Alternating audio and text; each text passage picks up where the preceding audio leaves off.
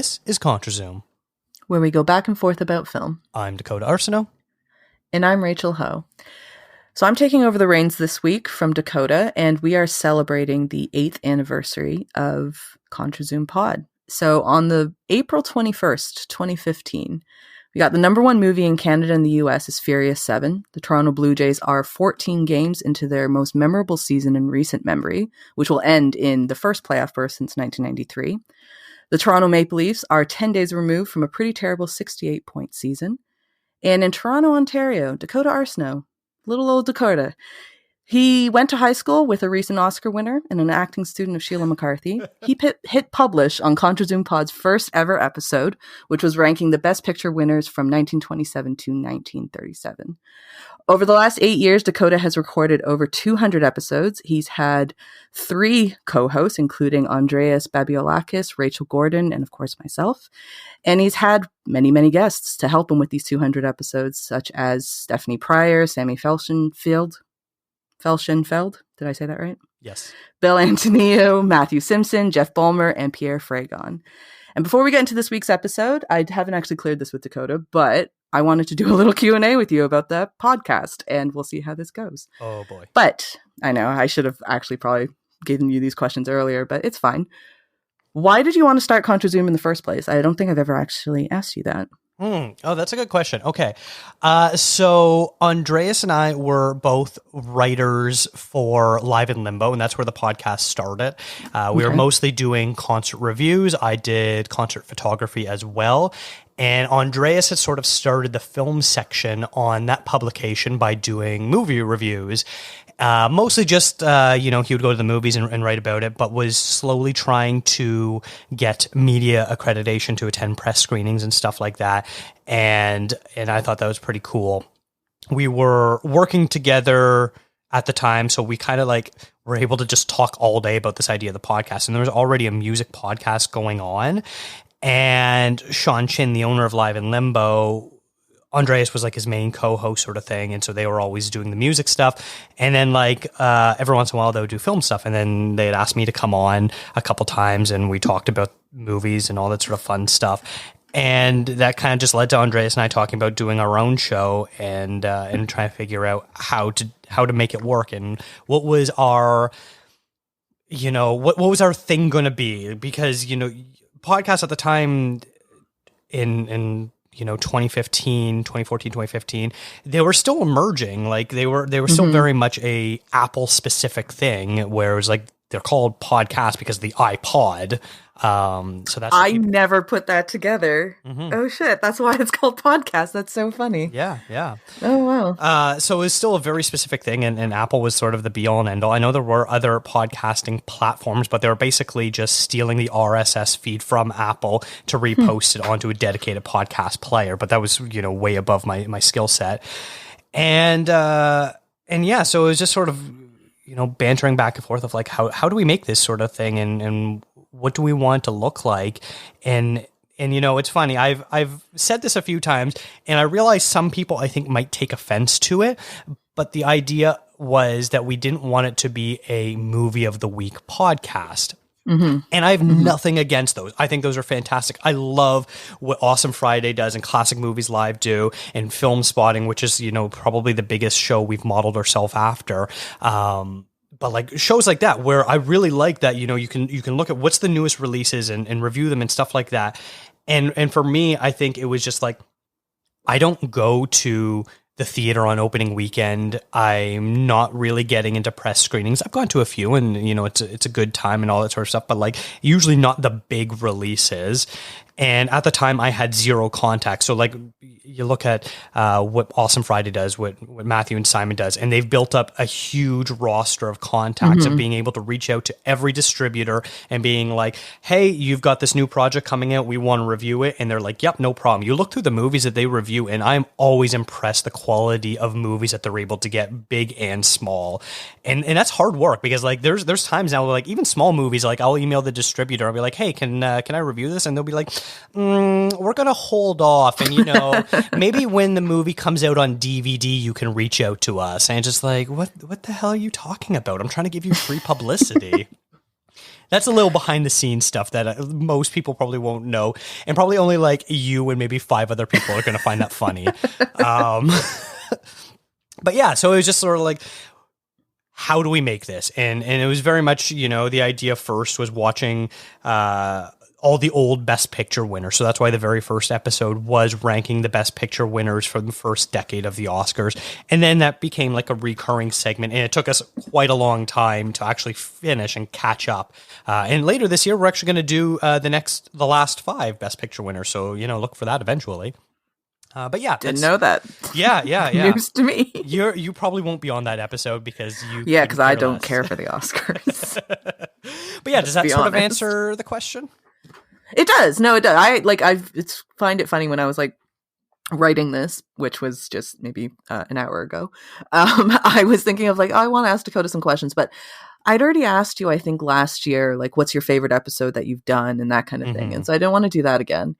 Even though I'm sure there's some like people who haven't heard that, but I'm sure you can go back and, Dakota, I'm sure you can link that episode. You want me to link to the Better Know Contributor Dakota Arsenault episode? Yeah, I can definitely do that. There you go.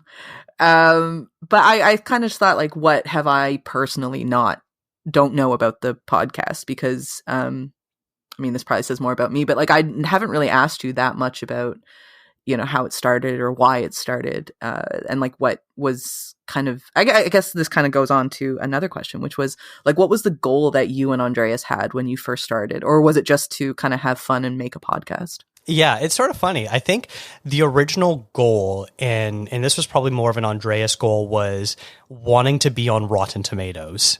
Oh, okay. Yeah.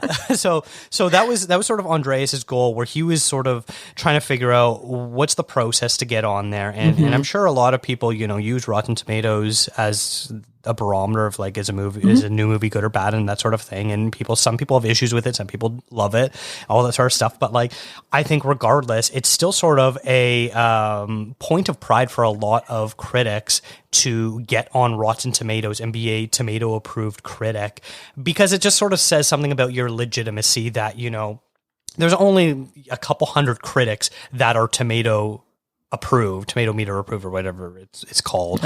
And so I think that was sort of our idea. And I guess we were a little naive of thinking a podcast would get us onto that, because I don't know. I feel like for the most part, everyone that's on there is because of written criticism, not because of podcasts.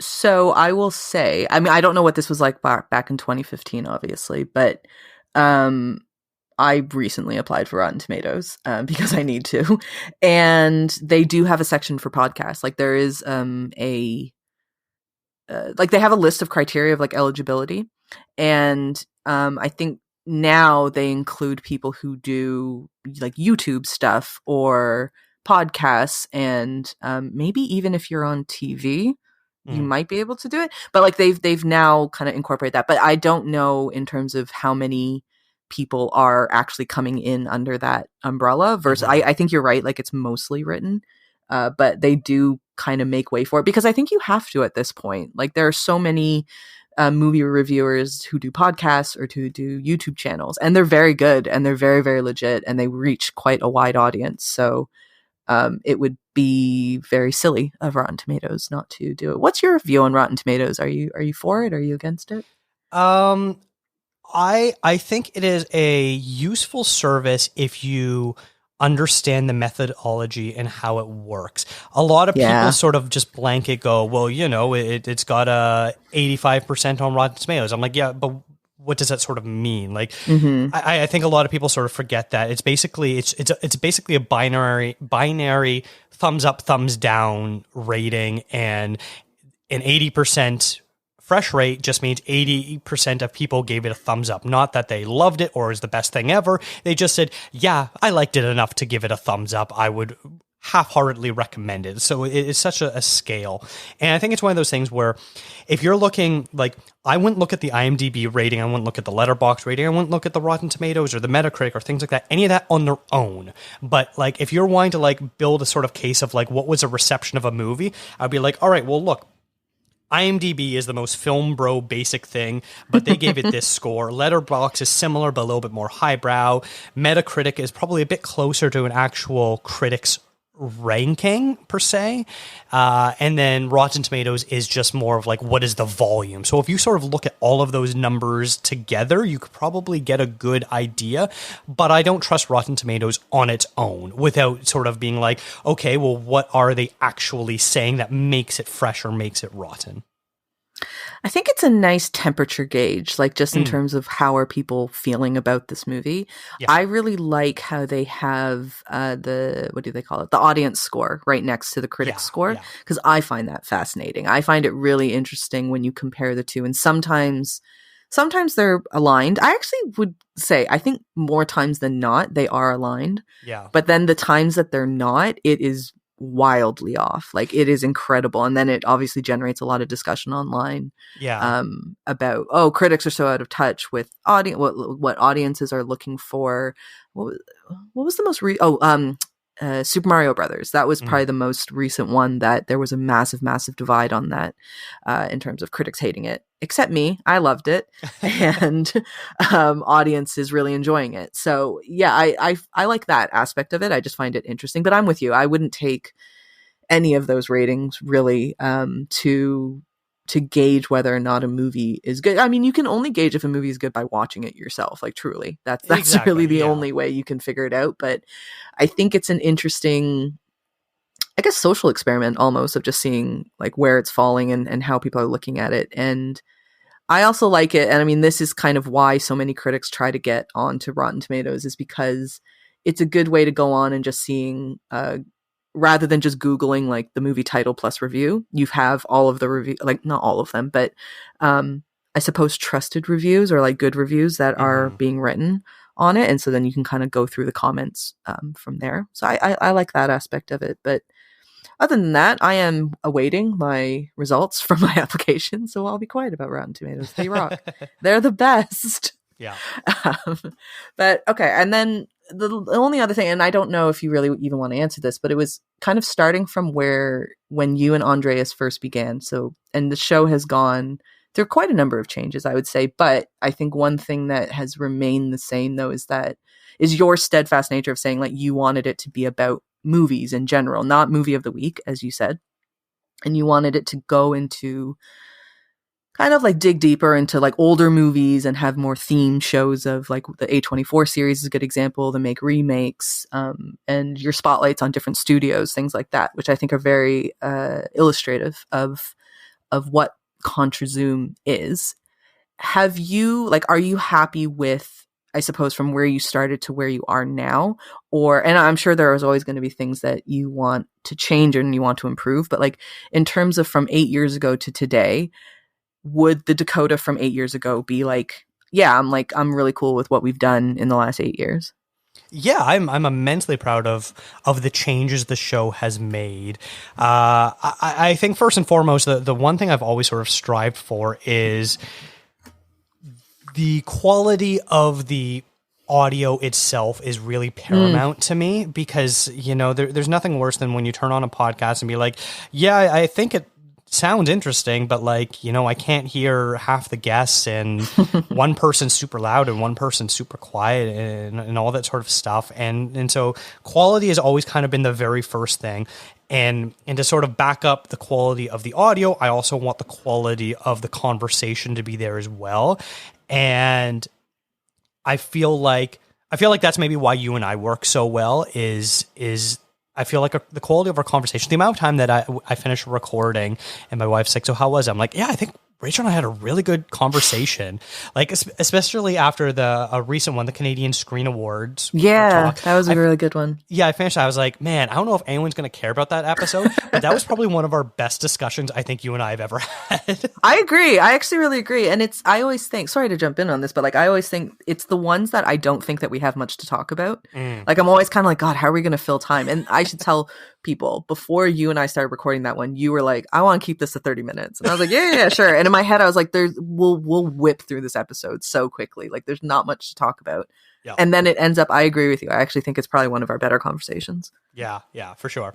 And you know, I really, really struggled at the beginning coming up with topics for episodes. And Andreas was always a very big dreamer, and so he would like kind of come up with topics, and I'd be like, cool, okay, can you sort of distill this into what like our schedule of talking points would sort of be like? What sort of prep work would we need to do? And that was something he always sort of struggled with, of sharpening his ideas, I guess, is sort of the best way to say it. He came up with some really great ideas and stuff that I've seen him do on his he has a website now called Films Fatale, which is a very popular film blog.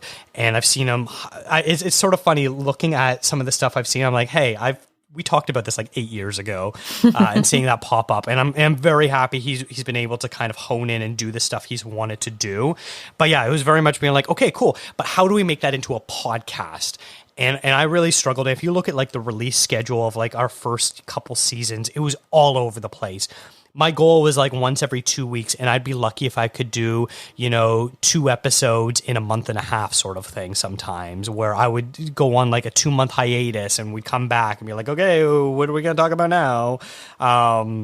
So that was always a struggle. And it wasn't until I was like able to be like, hey, look, I know what I'm doing. I can apply for film festivals. I can reach out to other podcasters and movie critics and things like this, and start to build a show around that, where it's not just, I felt like I had to, like the weight had to be on me. And as soon as I realized, I'm like, hey, no, you know what? I can lean on other people and their expertise.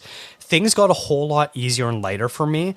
Like, especially once you came on board and you were able to kind of help out with coming up with show directions and doing like our intro scripts and all this sort of stuff. That was a huge weight off my shoulders. But just in general, like being like, figuring out what another podcast or what their specialty is, and I can kind of craft a show around what they're good at, made my life so much easier. And I think that's been the biggest changes going on, is once I became co-hostless for a period of time, and was like, hey, I'm going to start making friends within the community. Because before that, I had no one. I was basically literally only leaning on people I actually knew and like was friends with, sort of thing. And I ran out of people real quick that wanted to like be on a podcast that was knowledgeable about film and all that sort of stuff.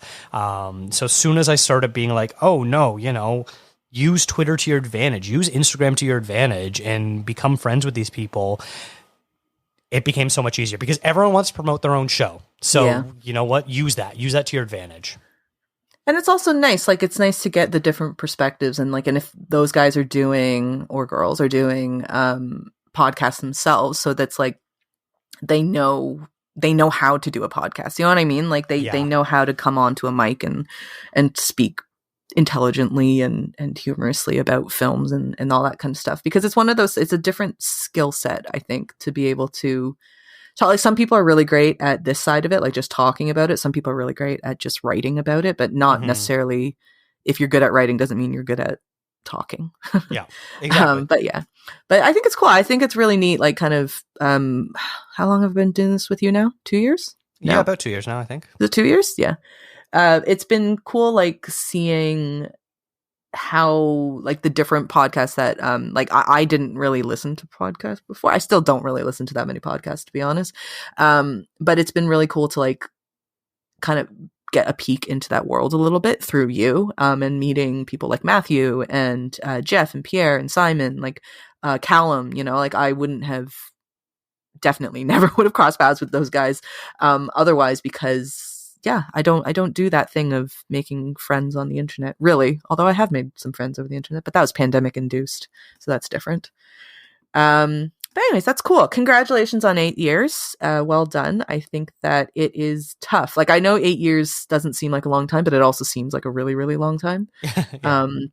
And I think it's really tough, especially in those years. I think the part that I'm most impressed with you about is the times that you were by yourself, because I know if it were me, I probably would just dropped it. Like, if I didn't have somebody else kind of pushing me along to do it, I would have found it really difficult to continue on, especially if you're like, who other than my mom is listening to this?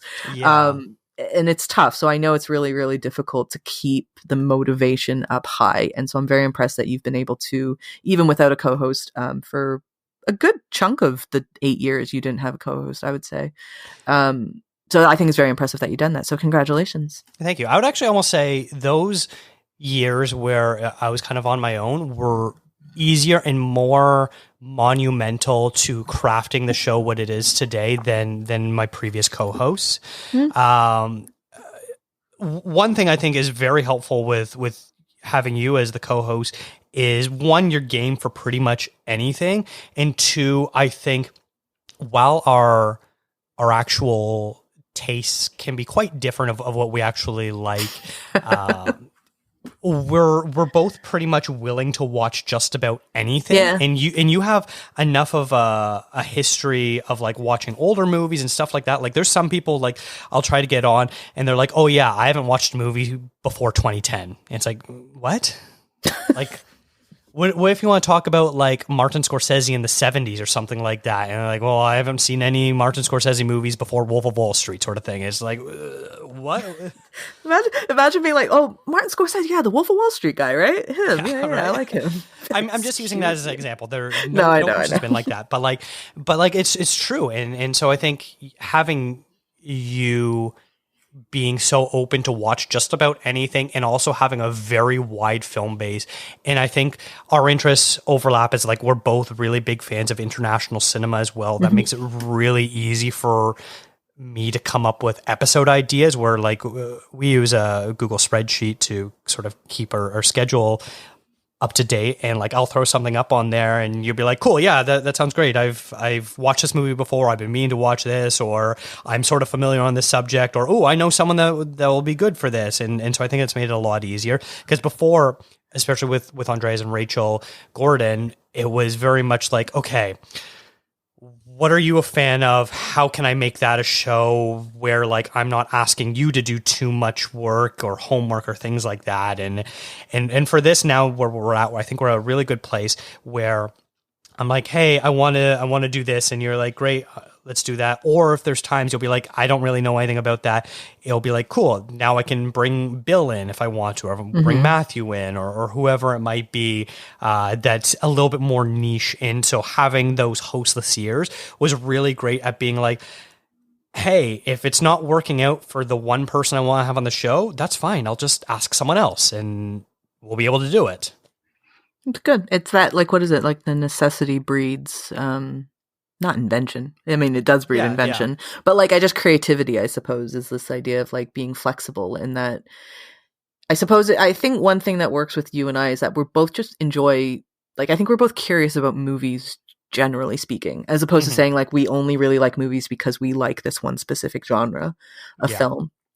Although you and I obviously have our preferences to the ones that we enjoy watching more than others. And sometimes you're wrong, and 90s action movies are excellent, but that's fine. It's fine. Go on your other little podcast and talk about Speed then. Listen. I don't even want to talk about this with you, okay? Like, you just disrespect Speed, and I don't want to talk about this because I'm about to go on to, what is their Classic Movies Live. As a shout out to Jeff and Pierre. And we're going to talk about Speed, so it's going to be great. I know Jeff is listening to this right now, so. Excellent. But yeah, okay, let's move on to the actual episode. But yeah, again, congratulations on 8 years. I think it is a very good accomplishment in the podcasting industry, profession, world, whatever, landscape. I think it's really, really cool what you've been able to do. So, right. So for this week's episode, obviously, Dakota and Andrea started this in 2015, as I said. So they did a top 10 of 2015, which is the first top 10 that they the show ever did, obviously, because it's the first year. That's episode 20. And I'm sure Pierre, I'm sure Dakota will very kindly link that below. Recently, Dakota has been doing a blog post series where he is counting back from 2014 onwards. I don't know how long you're planning on doing this for, by the way, and doing his top 10s for all of the years prior to 2015. So we thought there was a bit of confusion. I'll admit there was a bit of confusion between Dakota and I about what we were actually doing, but I thought it would be fun to do an episode of our favorite movies from 2014. So Dakota has written a blog post on this, but we are going to do a podcast version of it. And then also that way I can give my top 10s as well. So how this is going to work is we're going to go through our 10 through 6 pretty quickly, and then we'll go into the 5 through 1 a little deeper. I'm sure we're going to have quite a bit of overlap anyways. So Dakota, why don't we go with you first? Do you want to go through your 10 through 6 first? Yeah, sure. I think the very first thing I want to start out with is movies that I haven't seen that may have made my list if I had. So it's sort of interesting. When I wrote this blog post last year, I think there was only maybe one movie that made my list that I'd seen like post, 2015 or so.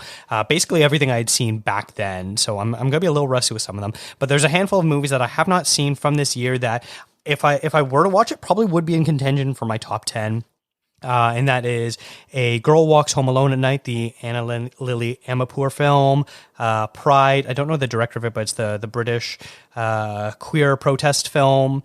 Force Majeure, Clouds of Sils Maria, and Maps of the Stars, the Cronenberg one. That one's probably the most iffy, but I really like Cronenberg, and who knows, maybe that would have, I know that one's not well received, maybe that one would have hit my sweet spot. But yeah, so I will quickly go through my 10 through 6. In number 10, I've got Dawn of the Planet of the Apes, the Matt Reeves sequel to Rise of the Planet of the Apes, where the last two films in this trilogy are some of the best action movies in the last, decade plus sort of thing, and totally surpassed the first one. Number 9 is Edge of Tomorrow, the Doug Liman movie. The movie that was like so hard to find an audience and features Tom Cruise in probably one of his best performances because he seems so self-aware in this movie. And I hate that they tried to rebrand it when they released it on video of Live, Die, Repeat and be like, oh, it's a new movie. It's called Live, Die, Repeat. And total nonsense. But like Tom Cruise at some of his best, and what's her name in it? Emily Blunt is just absolutely fantastic in it too. Number 8, Wild, the Jean-Marc Vallée film, the dearly departed Jean-Marc Vallée. I absolutely adored his French-Canadian movie Crazy. It is so good. I liked The Young Victoria and was pretty mixed on Dallas Buyers Club, and so I was having pretty diminishing returns with Vallée's movies. And then Wild, the Reese Witherspoon hiking the Pacific Coast Trail on her own sort of thing, really sort of reinvigorated my appreciation for him, and probably my favorite Reese Witherspoon performance as well. Really fantastic movie. Number 7, this one's probably going to be pretty high on just about everyone's list of the year, probably their number ones, and I wouldn't be surprised if it's high up on your list too, is Whiplash, the Damien Chazelle film. I really do like this movie, but it's one of those movies where I've watched it once, and as much as I love it, I don't really want to rewatch it because it's such an intense movie. Everyone has those types of movies where they're like, loved it, absolutely adored it, never going to watch it again sort of thing. I call it the Requiem for a Dream type movie. Obviously very different movies, but still incredible performance by J.K. Simmons. At number 6 is Grand Budapest Hotel, the Wes Anderson movie. This was a movie that when it came out, I was pretty low on. I was actually pretty disappointed with it, and I've sort of grown to appreciate it in the years since it's come out. I've rewatched it a couple times since then, and I think I really appreciate Ralph Fiennes in a comedic role. Between like this and Hail Caesar, I absolutely love when Ralph Fiennes does this comedy. He does this great like buffoonish character so well. He's so snobby and pompous, and that's sort of where you get the laughs from. And yeah, Grand Budapest is probably Wes Anderson at his most Wes Anderson, up until The French Dispatch, which is another movie I'm not very high on of his, but it's still very good, and I love a lot of the supporting performances in it. So that's my my bottom 5 of my top 10. I can add In Bruges as one of Ralph Fiennes' finest comedic moments. Similar sort of thing where he's very snobby. That's obviously a bit more of a different sort of it's a different comedy. Yeah. But yeah, because he is the bad guy in that movie. But yeah, Ralph Fiennes in comedy, sign me up every day. He's so good. I'm just thinking about In Bruges now. Okay, I have actually quite a bit of overlap with you. 3 of my bottom 5. Yes. 5? Wow. Three of them are overlap, not in the same spots, but yeah, three of them are overlap, which is fun. So my number 10 is The Imitation Game. The reason I put this in is I remember watching it, and I wasn't overly keen on it before, but then I recently wrote something that included this movie, and so I kind of thought about it again, and I watched a few clips from it. I didn't watch the whole movie again, but watched a few clips, and I realized I really, really love this movie. Like, I actually think it's a great, great film. I love Keira Knightley in it. I love Benedict Cumberbatch in it. I think the story is absolutely amazing. If you don't know about, like, Alan Turing's life, it's incredibly tragic and sad, but yeah, I love Imitation Game. I think it's such a great movie, and I don't want to say it wasn't appreciated at its time. I think it was, because it did get nominated for things. It was critically well received. But yeah, I think in the years that Benedict Cumberbatch has been working, this is one of those that maybe gets lost. Although I think it's probably one of his best performances, though, I think. Number 9, you're going to love this one. For my number 9 is The Grand Budapest Hotel. Oh, yeah. I don't like Wes Anderson. I'm not a huge Wes Anderson person. I have called people who watch his movies unicycles on twats. No, what do I call them? Twats on unicycles. The other way around. You called me that, so yes. Unicycles on twats, yeah. But it's so funny you say it's like the most Wes Anderson movie, because to me it's the least Wes Anderson movie. And I think that's just because all his other, I just don't really, I shouldn't say that. I like Wes Anderson movies, but I think it just annoys me that I feel like he does the same thing over and over again. So there's not much, it's just the same, like, I just feel like it's the same thing over and over again, and I get kind of bored with that. But probably because of Ralph Fiennes, to be honest. I think that's probably why I enjoyed Grand Budapest Hotel so much, because I thought it was incredibly funny, his funniest movie, and I just really enjoyed it. It was kind of the first time that I really liked a Wes Anderson movie, so that ended up on my top 10. Number 8 is Damien Chazelle's Whiplash. Like you said, I don't think I've actually gone back to watch it a second time. It's a really hard watch. Mm-hmm. I love it, though. I think Damien Chazelle is one of those directors that, even though I know he's becoming a little bit divisive as his movies kind of go on, but I love it. I think he's such a talented filmmaker, and I think him and Justin Hurwitz in particular, I love the duo that they've this partnership that they've created in terms of marrying music to film. It's in such a great, great way. And it's clear that he has such a penchant for music as well. And I love that he kind of incorporates that into his films. And Miles Teller is, pretty incredible, as is J.K. Simmons, obviously. My number 7 is Edge of Tomorrow. I love Tom Cruise, a big Tom Cruise fan. I really like Emily Blunt as well, for all the reasons that you said, pretty much. I think it's kind of an oddly underrated action movie, and probably because of all the rebranding that it went under that you talked about already. Mm-hmm. But it's great. It's such a good movie. Like, it's so good, and it reminds me. I always loved when he comes back into not come back to life. What is it like when the cycle repeats itself and he kind of ends up back? It reminds me of a video game when you just kind of like respawn. I really enjoyed that. So. Number 6 is Under the Skin. We've talked about this. We've already done an A24 retrospective on this with Callum, I believe, right? We did this with Callum because it's Scotland.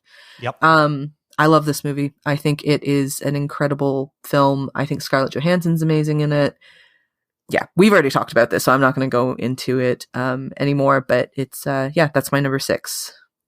Nice. I included Under the Skin in my 2013 list. It's one of those movies where weird. It came out festivals and then has wide release date in different years, sort of thing. So I didn't know where to include it. So I did it from, I believe that it's festival premiere. So that's why it's not on my list here. So I do adore that movie. So no one, yes. We have a lot of overlap already. A lot of overlap, which I was pretty impressed with, because as we were just saying, you and I sometimes diverge a bit. But I actually think this year was a really good year in movies. Don't you think? Like 2014 was I was going through the list of all the movies. I'm like, this was a solid year for film. Yeah, I wouldn't call it like one of the best years, but I think like top level across the board, there was a lot of like really good movies where I'm like, it's not like, buoyed by one or two movies, incredible movies, and the rest is like, It's like, no, everything is like really good, like a solid, B+, A- sort of thing across the board. Yeah. Okay, what's your number 5?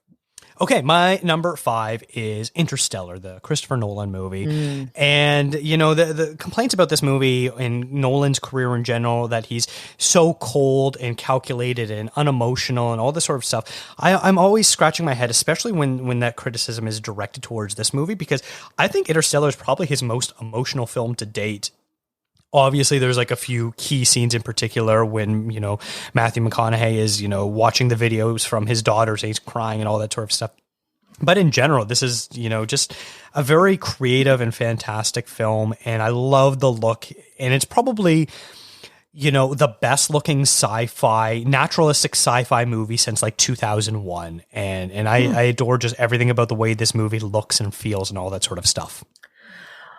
I'm a big Chris Nolan fan. I love all, including Interstellar. I love all of his movies. I don't think he has a bad movie on his, like, kind of like Denis Villeneuve, right? Like, I don't think that they have a bad movie on their filmography. Mm-hmm. Interstellar, though, for me ranks at probably the bottom. And when I say the bottom Chris Nolan is still like, it's still pretty high up, yeah. Still very good in the grand scheme of things. But it's just his movie that I don't know. I watched it and I forget about it all the time. Like, it's just one of the more and I've heard the people who love it, they really do talk about the emotional aspects of it with McConaughey and not Chastain. I guess kind of Chastain a little bit, yeah. But I don't know. It just felt very of his movies. Maybe it's because he was trying to do the emotional thing. It kind of put me off a little bit. I was like, I don't need this from a Chris Nolan movie. That's the other thing. I don't understand why people need his movies to be warm and fuzzy. That is not the kind of filmmaker he is. Like, there's plenty of other filmmakers to go. So I find that really odd. But I also think it's a strange criticism because to me, I think Inception is a very emotional movie. And that's probably his best known. I think it's the movie that he's probably, Dark Knight, I suppose, is probably his. I feel like Inception most people would consider his that's his crown jewel, film. right? Yeah, like that's the thing for a Chris Nolan movie. And I think that movie is incredibly emotional. So I never really understood that criticism that people put against Chris Nolan. But yeah, Interstellar for me, it's a bottom Chris Nolan movie. That's fair. What's the bottom, I suppose. What's your number 5? So my number 5 is another movie that we've talked about and might be considered a 2013, I don't know, but it is Locke. It's Tom Hardy, and yeah, we did another A24 episode on this one with Thomas Stoneham Judge, I think. I believe so. I think that's who we did this one with. I adore it. I love not single scene, but like I love when movies are kind of like stage plays, and I know that can be off-putting to a lot of people. Some people don't really like that format of film. I enjoy it a lot, and I love I don't want to call it an innovation, but like I love the kind of the shtick of the movie that we just stay with Tom Hardy in the car the whole time, and we get the film, like we get the story through phone calls, through to him, and we're figuring out why is he on the road, where is he driving to, all those kind of things. So I love how the movie just kind of unravels in those pieces. I know you're not as high on it. But yeah, for me, it's one of my favorite. I think it's my favorite Tom Hardy movie, actually. Although Bronson's really up there as well. But I really, really love this movie and have watched it many, many times, actually. It's one of those mood movies that I can have it on in the background. And I quite like the vibe movies. Vibe movies. I think that's a genre. If not, I'm making it one because it's great. I love Locke. Yeah, I think it's probably pretty well documented at this point that I'm pretty mixed on this movie. I think it does have some really great stuff working for it, and then some stuff that I just don't really connect with, and I don't know why, because everything about it is very well made and constructed, and I appreciate the sort of journey we go on. But yeah, I don't know why I'm so mixed on it. It's just fine to me, and I know a lot of people really adore that movie, including yourself. I kind of get it though, to be honest. Like I can understand why somebody wouldn't like Locke. Like, and because the thing is though, a lot of criticism I've heard about is people be like, oh, it's boring.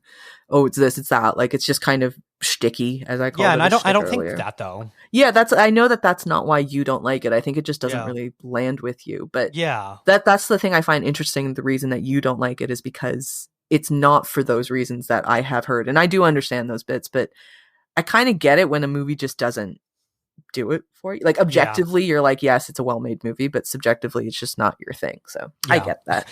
It's funny. I feel like that sort of happens between you and I more often than it doesn't. We're like, you'll absolutely love something, or I'll absolutely love something, and the other person will be like, I don't know, it wasn't bad, but like it just wasn't for me. But that's the joy of, like, I guess art in general is like you can step away and be like, all of the mechanics of this thing are good. Like every individual part of it, it's a good movie, but just for whatever reason, it just doesn't work for you. I can't think of one recently for me that just didn't work for me, even though I knew it was a good movie. I have many of those, though, I'm sure. But what's your number 4? So my number 4 is Mr. Turner, the Mike Leigh film, and probably the most underseen movie that's going to pop up on either of our lists, unless you have something wild card on that you're going to reveal. And really going to be pandering to Bill Antonio here, because I know he also really likes this film. I think he does. I know he's talked about it before on his podcast, so I hope he does. I'm not just making things up. But yeah, this movie was nominated for 4 Oscars, and I feel like no one has heard of it. It's about the British painter J.M.W. Turner, and it's sort of about the last years of his life and sort of what is going on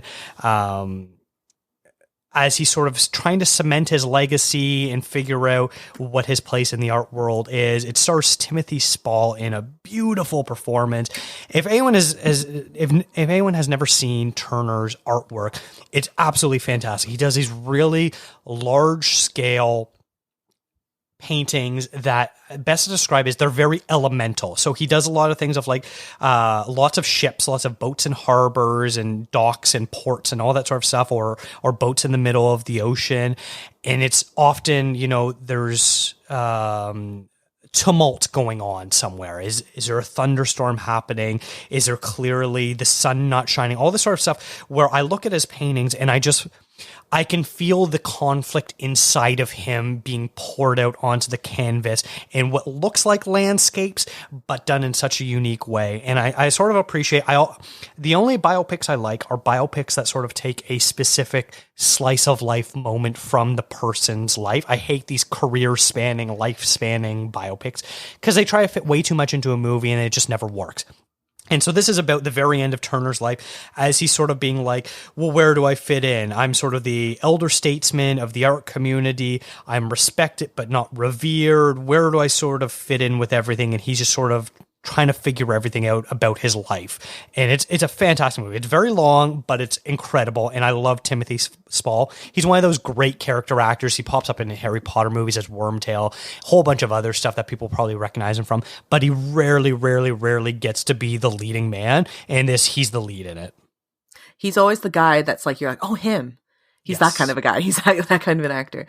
I'd never heard of this movie, and it sounds really great. I'm going to probably figure out a way to watch it, even though this is a very Dakota movie, isn't it? It is very much a Dakota movie, yes.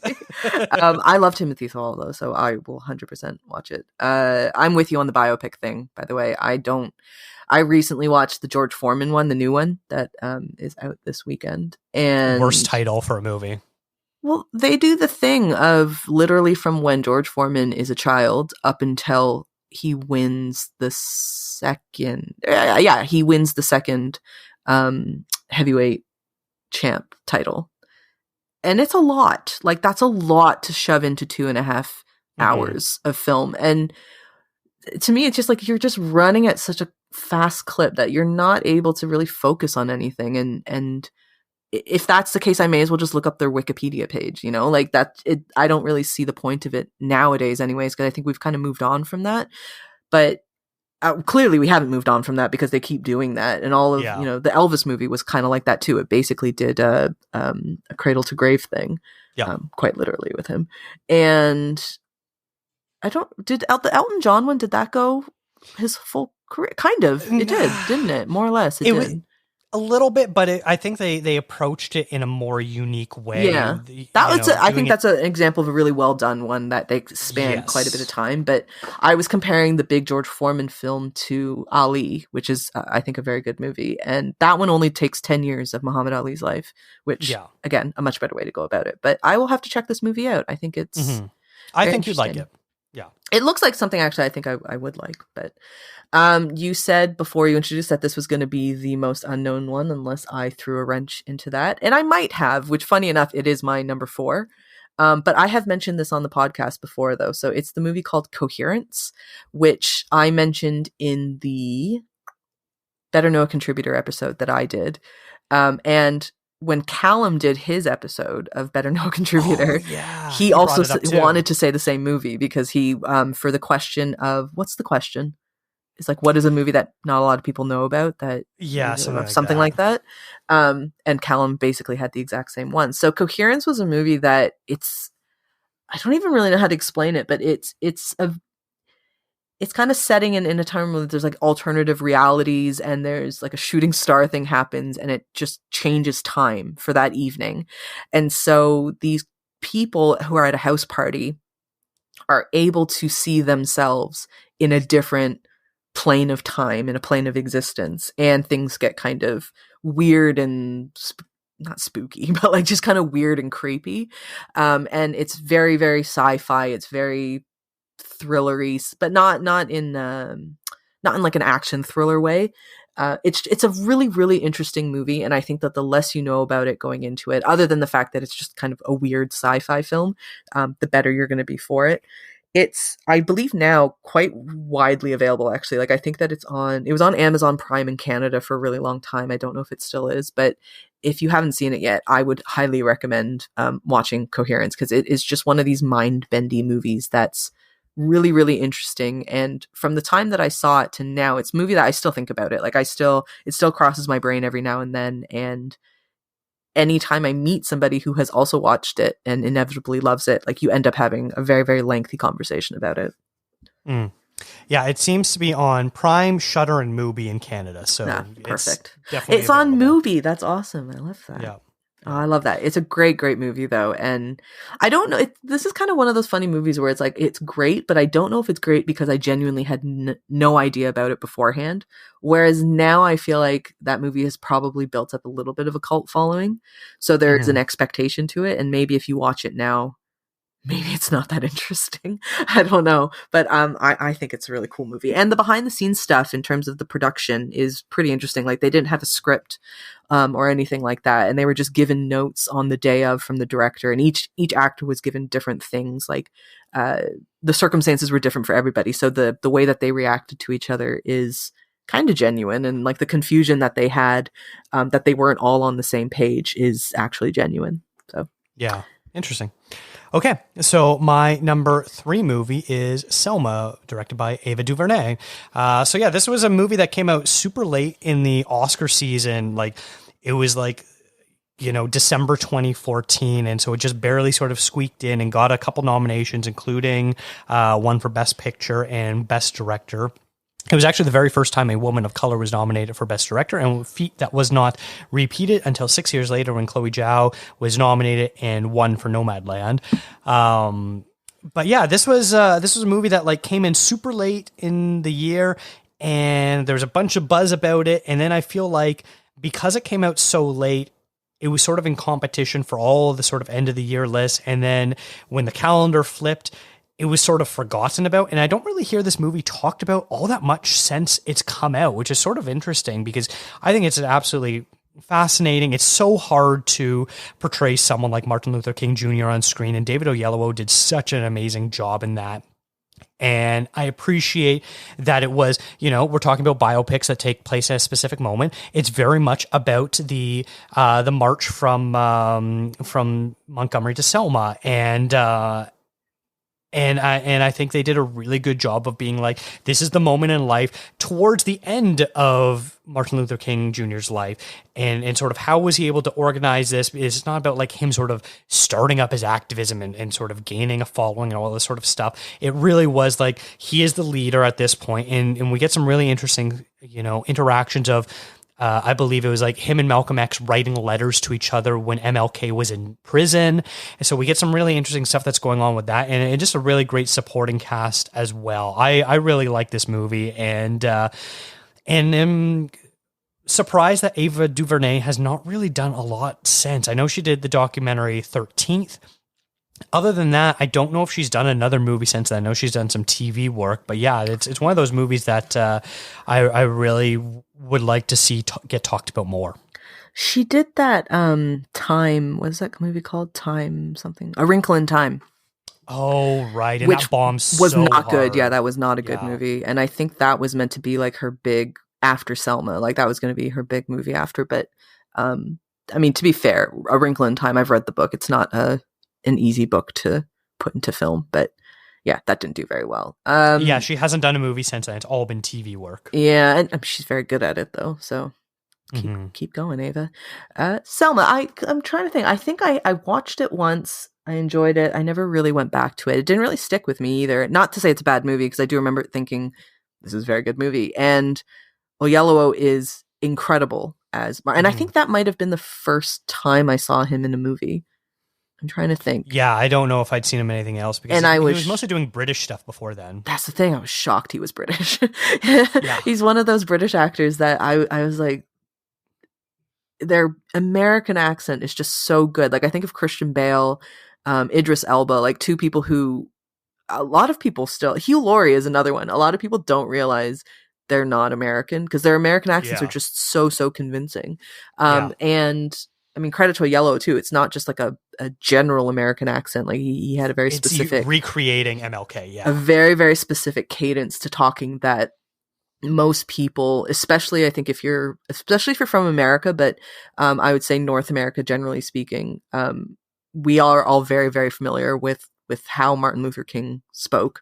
And so that's not an easy job at all. So I think it's great. I should rewatch that movie because I think it's probably a lot better than I remember it being. I just remember watching it and liking it, but I just kind of moved past it after that. But yeah, my number 3 was your number 10, which is Dawn of the Planet of the Apes. Nice. I love this movie. I think it's my favorite. This and Mission Impossible are my 2 favorite franchises, but I think Planet of the Apes is, to me, hands down the best trilogy. And I'm a bit upset that they're coming out with another one because I think it ruins the trilogy thing.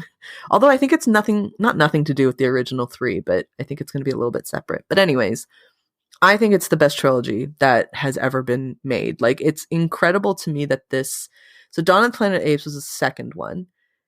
It's one of the few trilogies that got better as it kept going. And I would say thing for Mission Impossible is that those movies got better as the franchise went on, which is not usually how these things go. Usually the third movie of a trilogy kind of sucks. And if you're lucky, the sequel is sometimes better than the first, but that doesn't happen that often either. So yeah, I think Planet of the Apes it's an incredible, like that whole trilogy is such an incredible feat of work from Matt Reeves. But this is his first one, I think, right? Matt Reeves. Yeah, he didn't do the first one. No. And then Andy Serkis, that was kind of the first time that I thought about this idea of the motion capture performance and how much those should be valued and recognized and awarded, which they still aren't, which is a real shame to me. But yeah, I adore this movie. And I mean, you already talked about it, but it's probably one of the Apes trilogy is by far, it is my favorite trilogy out there, definitely. Yeah, it's fine. So we both sort of mentioned that the trilogy gets better. And the first one, Rise of the Planet of the Apes, I think you absolutely need that movie to set up the next 2 because they did such a good job of actually making it believable. Because anytime we've seen a Planet of the Apes movies, it's just, boom, we're in the future, apes can talk, and they've taken over, and humans can't talk anymore. And that's sort of the world that we're in. And I think Rise does such a good job of setting the story up of how does Caesar learn to start talking, and how does the ape rebellion begin. It's not a great movie, and it's mostly, I feel like it's because of like the James Franco performance. He's not that good in it. I still think it's a good movie. It's not like the best movie I've ever seen in my life, but I still think it's a good movie. Like it's kind of like Interstellar. It's bottom Nolan, but it's still very good. Like it's still good. But you really needed that movie to sort of set everything up, because by the time Dawn and Battle happen, this world is so hyper specific, and you understand exactly what's going on and the evolution of how the apes have been able to learn how to talk, learn how to become more human-like with their ability to use machines and all that sort of stuff is just so fascinating. And yeah, Andy Serkis is great, but I also really want to highlight Toby Kebbell, who plays Koba the villain. Yeah, absolutely terrifying. Yeah, very, very good. Toby Kebbell, he's a very, very underrated actor. I think for a time people thought he was going to be something big, but then he didn't end up kind of taking that role, but he's very good in everything that I've seen him in. One thing I was going to say, but I love I think every now and then on Twitter, I'll see somebody put the 3 versions of Caesar like in a row, just like a shot of him staring straight on. And I love the way that they aged him it's not even aging him. It is just making him look so weary as time goes on.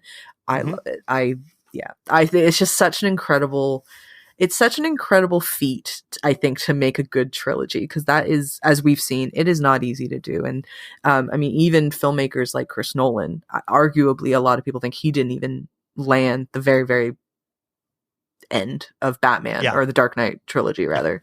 I like Dark Knight Rises, but that's fine. I just think it's not an easy thing to do, and they did it really well. And especially considering they had a change in director, that's almost even more impressive than having one person like Chris Nolan do it. Although arguably maybe you could say the reason that it did as well as it did is because Matt Reeves stepped in. Who is an incredible director and did a great Batman movie. All right, what is your number 2? My number 2, I was wondering when this is going to come up on your list, and it hasn't yet. So I have a feeling it's going to be in the top 2 for you as well. And that's Nightcrawler, the Dan Gilroy movie. And I think people are going to be upset that it's not my number 1 movie, because it is such an incredible Jake Gyllenhaal performance. Simon Best knows exactly what I'm talking about here. He adores his Gyllenhaal. But yeah, like, I don't think every once in a while a movie comes around where it is so prophetic and so ahead of its time in being able to completely nail down what is happening in the world, like the way that Nightcrawler has. Like, it's up there with something like Network, and obviously both are sort of about, you know, what happens on TV versus reality and all that sort of stuff, and maybe that's why I'm comparing them. But yeah, very rarely is a movie able to sort of hone in on what is the disease of society. And the disease of society is our inability to look away at something regardless at how horrific or unsettling it is. And we get basically... this movie is basically holding our heads and basically like rubbing our noses in the mess we've created on the floor and being like, look, this is us as a society. This is what we do. And you're going to watch this and you're going to hate it. And it's going to reveal everything about us as a whole. And it is absolutely terrifying. I like... Jake Gyllenhaal's not a quote unquote bad guy in this movie, but he's up there for one of the most terrifying performances I've ever seen put to screen. He's just so uncanny valley and unnatural, where if they would have revealed afterwards and be like, haha, in reality, he was a robot the whole time. You'd be like, damn, yeah, I believe that. I don't know what else needs to be said about Nightcrawler at this point. I don't know if you really want to comment on this or if you just kind of want to let my thoughts be for the moment and maybe come back to it later. That's up to you. Well, I will say I did a bit of massaging of movie years, as I did with Underneath the Skin and Locke, actually. So my number 1 is something different, but Enemy is my number 1. Nightcrawler is my number 2 as well. Okay. Just for that reason. If we're going off of the actual releases dates, then sure, Nightcrawler would have been my number 1. But I'm as that episode will show, Simon and I, we love Jake Gyllenhaal. We're big Jake Gyllenhaal fans, and we've actually messaged each other on WhatsApp about Jake Gyllenhaal since. I love the guy. He's amazing. And I remember very distinctly watching Nightcrawler for the first time and feeling so uncomfortable when the movie was finished. Like, I had the oddest, most unsettling feeling I've ever had, and I haven't had this since watching a movie. It was just this thing that lingered with me for days afterwards. I felt really uncomfortable about everything. And I think what Nightcrawler does so well is, like, Dan Gilroy obviously sets up this incredible world that is super, super dark, and it really toys with it toys with our own concept of what is of morality. Like, what do we consider okay, what do we not consider okay, and how implicit are we, or complicit rather, are we in those things that are not okay? So, you know, Nightcrawler starts, or not starts, but it is the idea of taking those videos of people who've been in these horrific car accidents, and then we see them on the news, though. And every time I go to the States now and you watch the news in like a hotel room or something like that, I always think of Nightcrawler, because I think of how absurdly, in a way, like, glamorize and fetishize that they make those clips. And it's weird because you're watching it and it's that idea of you can't look away from a car crash, right?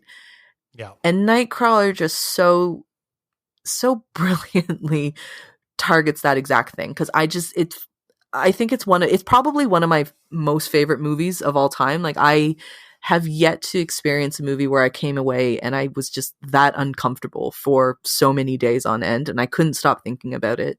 And Jake Gyllenhaal is creepy as shit. I agree with you. He's not a bad guy in this movie, but he's creepy as hell, isn't he? He's really, really creepy, and he's terrifying. And he's terrifying, I think, because we all kind of understand in a way where he's coming from, in terms of you do what you need to do to survive, especially when it comes to like work stuff, maybe. Hopefully not to the extent that he does it in the movie. But yeah, for me, it's just that it made me really think about, you know, how much am I, even if just like, am I being a participant in this kind of nonsense, where we all do know, like, television is terrible. Like, the state of media, I mean, this is what, nearly 10 years ago, and the state of media hasn't exactly changed. If you could argue, it's probably gotten worse with social media and all that kind of stuff, and people just filming each other or strangers out in public without knowing that they're being filmed, kind of thing. But then it's like you're sitting there watching it and you're sitting there saying, so yeah, it's a movie that gave me a lot of thoughts and a lot of feelings, and I love it. And I think it's probably, I mean, it sucks because it's Dan Gilroy's, I think, first movie that he ever directed. And I don't foresee him ever really topping it. Same with Alex Garland for Ex Machina. I think their first go out of the gate is just going to be, that's the thing that is the greatest thing that they ever made, but it's also some of the greatest movies ever made as well.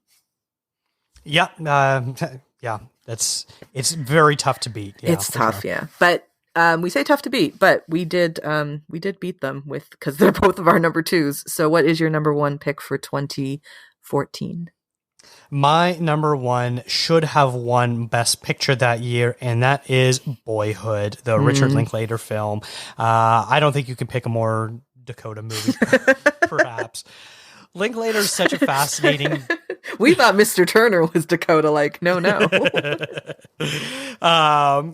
Richard Linklater is such an interesting director because I don't think there's a director with higher highs and lower lows than Linklater. And every time you think he's like maybe made his last movie because he's released such a bomb, he follows it up with an all-time classic movie, and you're just like, how does he keep getting away with this? I don't understand. I don't know what else can be said about Boyhood. By now everyone sort of knows about it. You know, it's the movie that took 12 years to film, and he's trying to outdo himself by spending 25 years making a movie right now. He's doing Merrily We Roll Along, and it's going to take him 25 years to film it because it's a musical that takes place over 25 years. So he's like, hey, fuck it. I did Boyhood over 12 years. What's 25 years? Let's do this. Boyhood is basically, you know, he made the Before trilogy and I think everyone absolutely adores it. And Boyhood is basically, what if the Before trilogy was one movie sort of thing, of chronicling people's lives and relationships and things like that. And I absolutely loved it. And, you know, people sort of scoffed at it then and people still sort of scoff at it now. But when I'm on Linklater's wavelength, I'm really on his wavelength. And this is one of those movies that like just really hits me and has so many emotional moments in it that just absolutely tear me up. I am one of those people that scoffs at this movie. I am a scoffer of Boyhood. I think my issue with it is kind of exactly what you just said, which is, what if you took the Before trilogy and made it into one movie? So I'm kind of like, well, we've already seen the Before trilogy, and the Before trilogy, that's another trilogy that is pretty perfect. Like, I don't think there's a bad movie in that trilogy either. And And I guess similar in the same way with Wes Anderson, I'm just kind of like, do something different. That being said, I just said how much I love Chris Nolan, and you could argue Chris Nolan does very, very similar things throughout all of his movies as well. So I like Linklater, and I think what you said, like when you're on Linklater's wavelength, like you really get into it because he's very good at that, isn't he? Though, like when you're on, when you're with Linklater, when you're seeing eye to eye with the man, like he has a way of just tapping into a part of your brain or a part of your soul or your heart or whatever that just really, really connects. And so I get where people have the connection to Boyhood. I just never really got it. But funny enough, my two favorite Linklater movies are the rotoscoping movies that he did. So maybe I just really like him doing animated stuff, and the Before trilogy as well. But it's a good movie. I think Boyhood is a good movie. And I've always been really impressed with Boyhood in the fact that those two kids, stayed and continued to do the movie because that's not easy. How old were they when they started? They were like 8? I don't remember. They're young. Very young. And the idea that, 12 years later, they were still willing, like all those years to do that, going through those kind of bratty teenage years, you know what I mean? Like, I don't know if there's a darker, more sinister story behind that, where their parents were like, "You need to do this," kind of thing. Well, the daughter is Linklater's kid, yeah. And she did want to quit. And I heard him say like he didn't ever want to tell her like she had to do it. Yeah. But at the same time, it's like if you're his daughter, like if you're any kid, like I can understand that you just go like, I don't want to do this anymore. Mm-hmm. And they would be well within their right to say like, I don't want to be an actor anymore. Maybe when I was 8, it seemed like a really cool idea. But I just don't really feel like doing it anymore.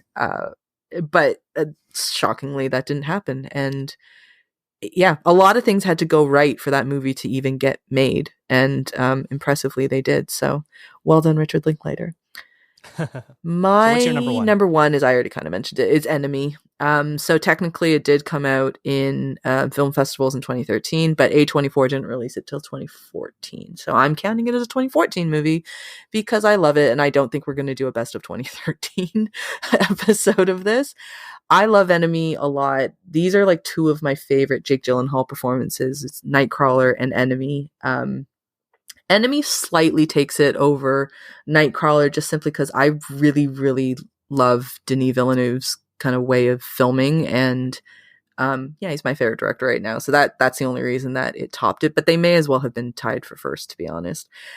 We did an episode on, I guess we've done 3 A24 episodes on my top 10 list. So we did Enemy, and I'm drawing a blank at who we did this episode with. I actually want to say, I think it's Alex Watson. I think we did Enemy with Alex Watson because I remember he had some very, very intelligent things to say about this movie. It's one of those it's kind of mind-bendy as well, similar in a different way to Nightcrawler, but in a similar way as they're both mind-bendy movies. And or not Nightcrawler, sorry, Coherence. They both have that kind of aspect of kind of, if the same person existed, but like on another plane, but this is doppelganger situation going on. So it's kind of trying to believe that somebody out there just looks exactly like you. And there's just something about, and Jake Gyllenhaal's, he again, just absolutely nails his performance because he's a fantastic actor. And Simon and I can continue to talk about Jake Gyllenhaal for years to come, but it was one of my favorite movies of all time, just as Nightcrawler is. And I really like it. So we can flip to the A24 episode we did on this one as well, because we talked about it at length on there. Yeah, you're right. It was with Alex Watson, and that was another fantastic episode. Alex brought so much great discourse to that episode. I was so happy with the way that one turned out, because that could have been a very tough one to talk about because it's such a dense movie, and we didn't get too into the weeds with like the psychology of it all. So I sort of appreciate that we were able to really have a good discussion about it. Yeah, it's incredible. And I know you really like this movie as well, but I don't think you're as keen on it as me. No, I really adore it. Yeah. You really adore it? It's like up there for you? Yeah. Would you consider this to be top tier, Denis? I would. Oh, that's tough. Yeah, I would probably call it top tier. It's not my favorite Villeneuve because that's Enseigne, but it's probably right like top half of his. Oh, 100%, 100%. Like, yeah. I would probably say like top 3 maybe. Yeah, I think for me too. I really love Denis Villeneuve. He's such a great director. But anyways, that is our top 10s of 2014, and that is in celebration of 8 years of contrazoompod. So, as I started with some questions that Dakota didn't know I was going to ask you, I'll end it on a question that you didn't know I was going to ask you either. Looking ahead, what is some things that you're kind of wanting to achieve with the podcast? Unless you don't want to, if you want to save that as like a little secret to yourself. But like, what are some, like, I suppose, broader goals for the podcast that you have in mind?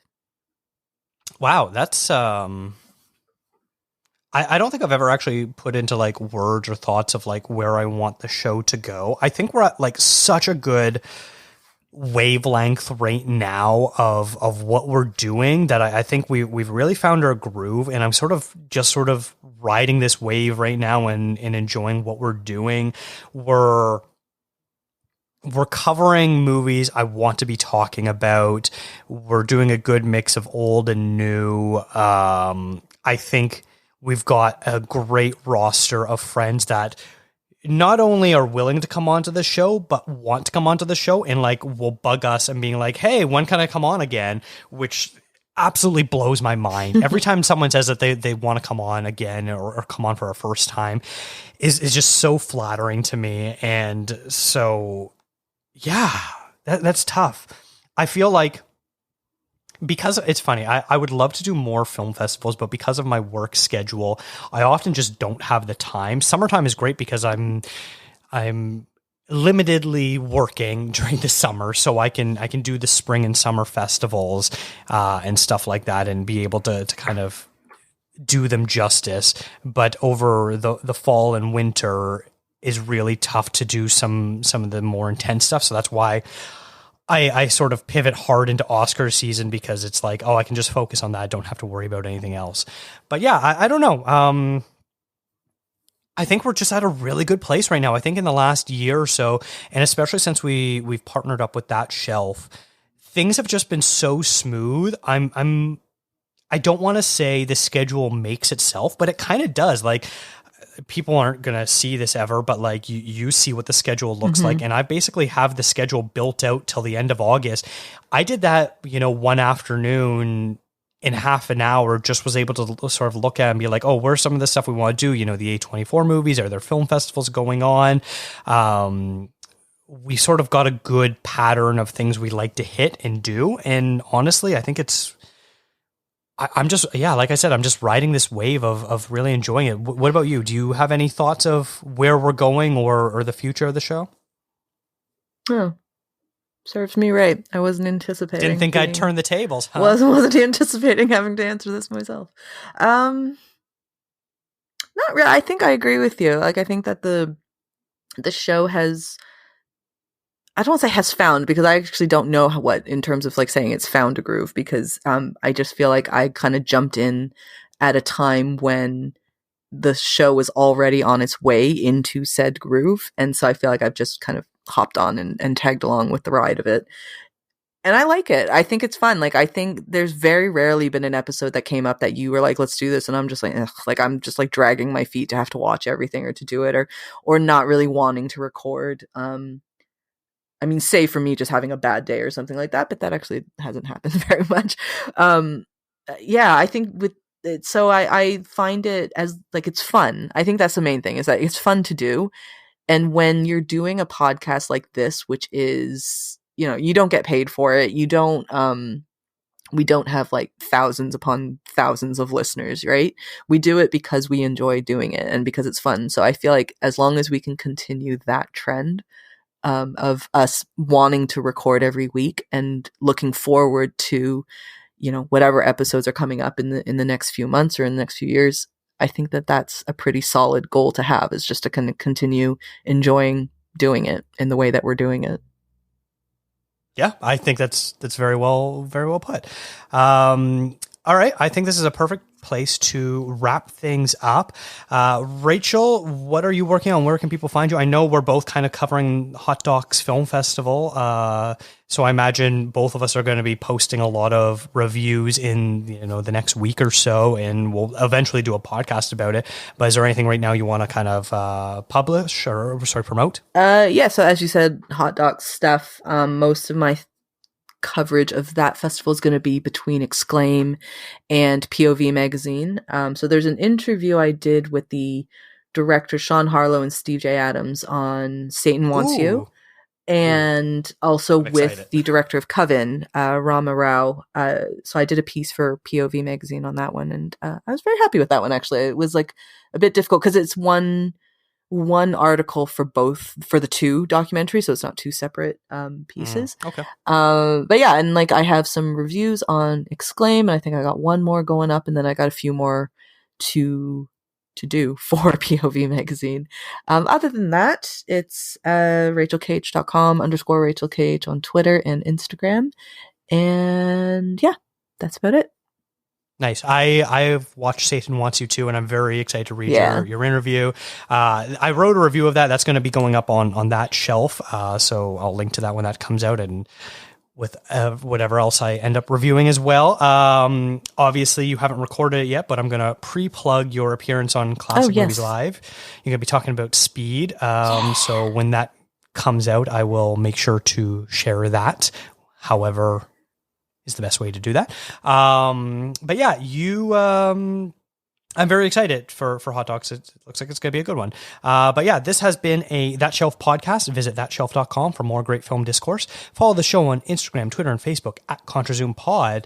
What did you think of 2014? Did we name your favorite movie from that year, or did we say some ridiculous things? Let us know. Send an email to contrazoompod@gmail.com.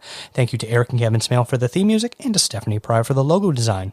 If you like to listen to podcasts on YouTube, we do post all episodes there as well. And if you really like the show, consider tipping us on coffee.